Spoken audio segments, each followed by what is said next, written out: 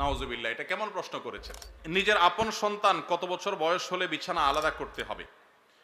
সন্তান বয়স যখন 10 হয়ে যাবে তখন তাকে নবীজি সাল্লাল্লাহু আলাইহি সাল্লাম বিছানা পৃথক করতে বলেছেন। তিনি বলেছেন ওয়াহজুরুহুম ফিল মাদাজি'i ওয়াহজুরুহুম ফিল মাদাজি'i ইযা বালাগু আশরা আও কামা ওয়ারাদা ফিল হাদিস। কোন কোন বর্ণনায় ওয়াফাররিকুহুম আসছে। নিজের সন্তানদের বয়স যখন 10 হবে তখন তাদের বিছানা পৃথক করে দাও। এক কম্বলে এক কাঁথার নিচে দুজন ঘুমাবে না, তখন আলাদা আলাদা হবে। যদি বিছানা পৃথক করা বলতে আলাদা খাট আলাদা চকিতে শোয়ানোর মতো আর্থিক সঙ্গতি না থাকে, তাহলে একই কক্ষেও যদি থাকে তো মাঝখানে পার্টিশন থাকবে, কোলবালিশ যাতে কিছু থাকবে, আলাদা কম্বল কাঁথা থাকবে, একই কাপড়ের ভিতরে বা একই কাপড়ের নিচে ঘুমাবে না।